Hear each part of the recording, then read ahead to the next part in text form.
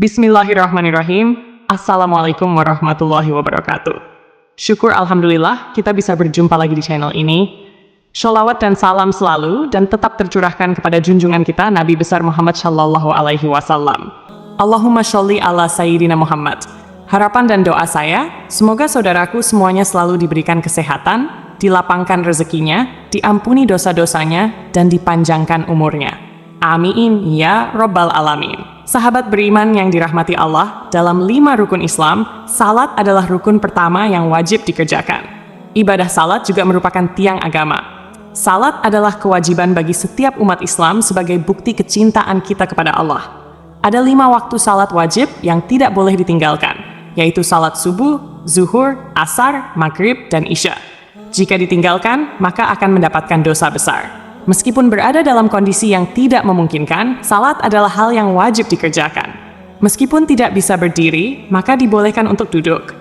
Jika tidak bisa duduk, maka diperbolehkan berbaring, bahkan bisa dikerjakan dengan hati. Karena itu, sangatlah tidak logis apabila seseorang mengaku beriman kepada Allah, namun meninggalkan ibadah yang berfungsi sebagai tiang agama. Di berbagai dalil Al-Quran maupun hadis, Allah Subhanahu wa Ta'ala serta Rasulullah Shallallahu Alaihi Wasallam telah menetapkan dengan jelas mana salat yang wajib dan sunnah. Namun meskipun demikian, masih banyak yang menyepelekan salat. Rasulullah Shallallahu Alaihi Wasallam bersabda, "Inti dari segala perkara adalah agama Islam, dan tiang penopangnya adalah salat." Hadits riwayat Tirmidzi. Meskipun salat merupakan tiang agama, namun bagi segelintir muslim saat ini, kedudukan tersebut kerap kali dianggap enteng. Alhasil, salat yang seharusnya mampu mendatangkan pujian dari Allah justru berubah menjadi ibadah yang sangat dibenci oleh Allah dan Rasul-Nya. Bagaimana tidak, esensi utama dalam salat adalah mencari ketenangan dan kekhusyukan. Mengerjakan salat harus dengan ketenangan dan kekhusyukan, atau yang biasa disebut dengan tumakninah. Salat tanpa tumakninah bisa menghilangkan ruh dari salat itu sendiri.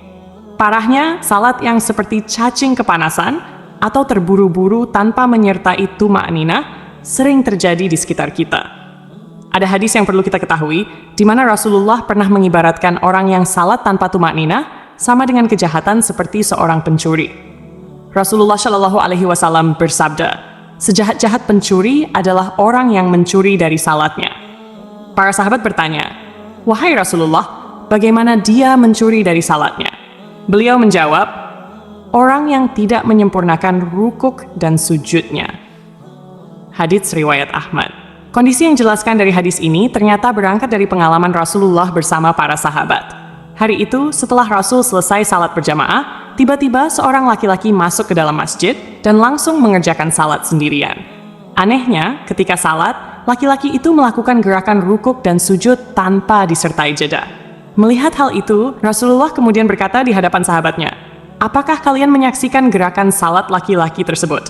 Barang siapa yang semasa hidup melakukan salat seperti itu, maka dia meninggal tidak dalam keadaan Islam." Tak berhenti sampai di situ, di hadapan para sahabatnya, Rasul juga mengatakan bahwa model ibadah seperti itu ibarat burung gagak yang sedang mematuk darah, atau seperti orang lapar yang hanya makan sebutir atau 2 butir biji kurma tanpa pernah merasakan kekenyangan. Dalam buku Agar Sholatmu Makin Khusyuk, karya Syekh Muhammad Sholeh Al-Munajid, dijelaskan bahwa salah satu dosa orang yang mengerjakan salat adalah tidak memperhatikan rukun salat, yaitu tumakninah. Memang, tidak ada yang bisa menyangkal bahwa perkara diterima atau tidaknya suatu amalan hanyalah ketentuan Allah Subhanahu wa Ta'ala. Tetapi, sebagai umat Muslim, kita juga harus mengetahui bahwa ibadah-ibadah yang telah ditetapkan rukunnya tak bisa diubah atau dilanggar. Oleh sebab itu, dalam salat pun tidak boleh sembarangan menunaikannya. Ada cara dan tuntunan yang harus sesuai dengan ajaran Nabi Muhammad Shallallahu Alaihi Wasallam. Dalam suatu hadis, Rasulullah Shallallahu Alaihi Wasallam bersabda, "Sesungguhnya, pertama kali yang dihisab atau diminta pertanggungjawaban dari segenap amalan seorang hamba di hari kiamat kelak adalah salatnya. Bila salatnya baik, maka beruntunglah dia. Namun, bila mana salatnya rusak, sungguh kerugian akan menimpanya." Rajin menjalankan salat tentu merupakan hal yang sangat baik dan mulia, namun tidak serta-merta menjamin seseorang menjadi hamba yang dekat dengan Allah Subhanahu wa Ta'ala. Lalu, Siapakah orang-orang yang rajin salat, namun justru jauh dari Allah? Dan seperti apa ciri-cirinya? 1. Orang yang lalai dalam salat. Sekalipun salat merupakan tiang agama, ternyata ada jenis salat yang sangat dibenci oleh Allah, yaitu salat yang dikerjakan dengan lalai. Pada hari kiamat nanti, ada banyak orang yang membawa salatnya kepada Allah, lalu salat mereka dilipat-lipat seperti pakaian yang kumal, kemudian dilemparkan ke wajah mereka. Allah tidak menerima salatnya. Bahkan ada yang celaka dengan salatnya, sebagaimana firman Allah dalam surah Al-Ma'un ayat 45. Maka celakalah bagi orang-orang yang salat, yaitu orang-orang yang melalaikan salatnya. Rasulullah Shallallahu Alaihi Wasallam juga pernah bersabda, akan datang pada umat Muhammad suatu zaman, banyak orang yang merasakan dirinya salat, padahal mereka sebenarnya tidak salat. Perintah salat adalah untuk mengingat Allah Subhanahu wa Ta'ala, sebagaimana disebutkan dalam surah An-Nisa ayat 43, sehingga kamu mengetahui apa yang kamu ucapkan. Yang dimaksud lalai adalah tidak mengetahui maksud apa yang dibaca dan dikerjakan dalam salat, atau tidak memperhatikan syarat, rukun, dan ketentuan-ketentuan lainnya. Akibatnya, yang diperoleh hanyalah kelelahan tanpa pahala. Rasulullah Shallallahu Alaihi Wasallam bersabda, berapa banyak orang yang salat, keuntungan yang diperoleh hanyalah payah dan letih. Salat seperti ini tidak akan menambah dekat kepada Allah, bahkan bisa menjauhkan. Rasulullah menegaskan, barang siapa yang salatnya tidak dapat mencegah perbuatan keji dan mungkar, maka tiada bertambah baginya kecuali semakin jauh dari Allah. Orang yang suka menggunjing orang lain. Allah Subhanahu wa Ta'ala berfirman dalam surah Al-Mudaththir ayat 42-48. Apakah yang memasukkan kalian ke dalam neraka sakar? Mereka menjawab, kami dahulu tidak termasuk orang-orang yang mengerjakan salat, dan kami tidak pula memberi makan orang miskin. Kami juga suka membicarakan hal yang batil bersama orang-orang yang membicarakannya, dan kami mendustakan hari pembalasan hingga datang kepada kami kematian. Dalam ayat ini, salah satu penyebab seseorang masuk neraka adalah suka membicarakan kejelekan orang lain. Orang yang salat, namun suka membicarakan aib orang lain, akan ditempatkan di neraka sakar. Allah melarang perbuatan ini, sebagaimana firman-Nya dalam surah Al-Hujurat ayat 12. Wahai orang-orang yang beriman, jauhilah banyak dari prasangka, karena sebagian prasangka itu dosa. Janganlah mencari-cari kesalahan orang lain, dan janganlah menggunjing satu sama lain. Adakah seseorang di antara kalian yang suka memakan daging saudaranya yang sudah mati? Maka tentulah kalian merasa jijik kepadanya. Bertakwalah kepada Allah, sesungguhnya Allah Maha Penerima Taubat lagi Maha Penyayang. 3. Orang yang acuh pada sesama. Allah Subhanahu wa Ta'ala berfirman, sesungguhnya aku hanya akan menerima salat orang-orang yang merendahkan dirinya karena kebesaranku, menahan dirinya dari hawa nafsu karena aku, dan mengisi sebagian waktu mereka untuk mengingatku. Orang yang acuh pada sesama, tidak peduli terhadap kebutuhan orang lain, atau hanya fokus pada dirinya sendiri, menunjukkan bahwa esensi salat belum diterapkan dalam kehidupannya. Salat seharusnya mendidik manusia untuk lebih peduli, merendah hati, dan berbuat kebaikan kepada sesama.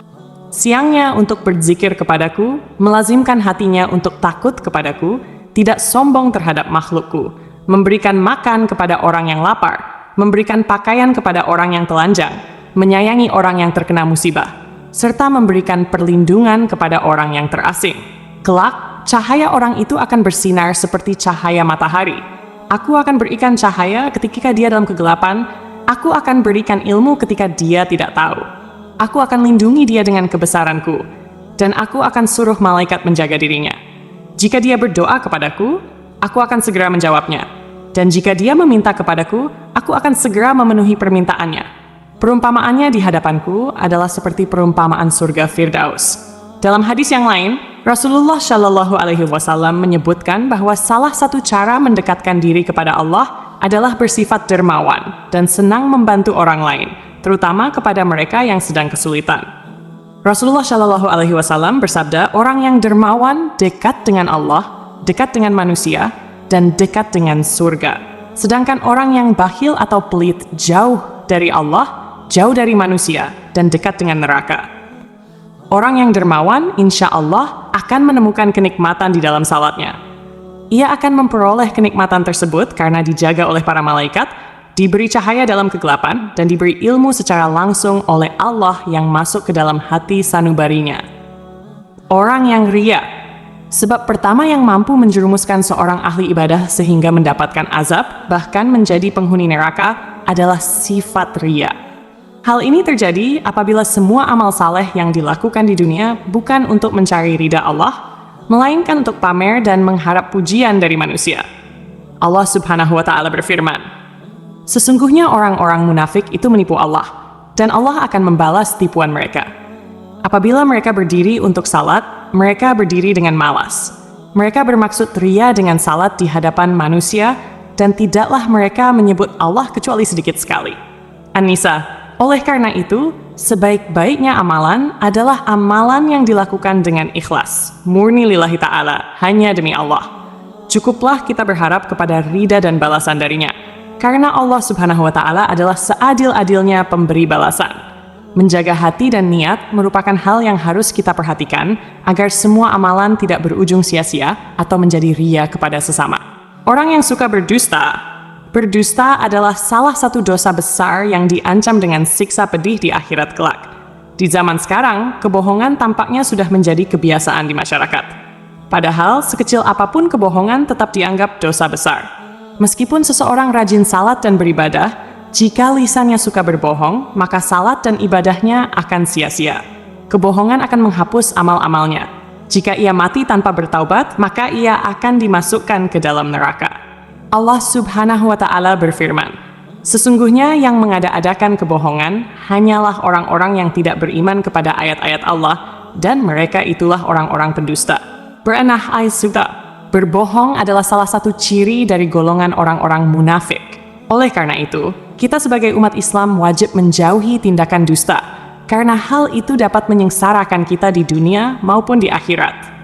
Semoga kita termasuk golongan orang-orang yang rajin salat dan dekat dengan Allah Subhanahu wa Ta'ala, sehingga kita mendapatkan ridhanya dan menetap di surganya kelak. Amin ya Rabbal Alamin. Demikian yang bisa saya bagikan, semoga bermanfaat untuk kita semua. Wassalamualaikum warahmatullahi wabarakatuh.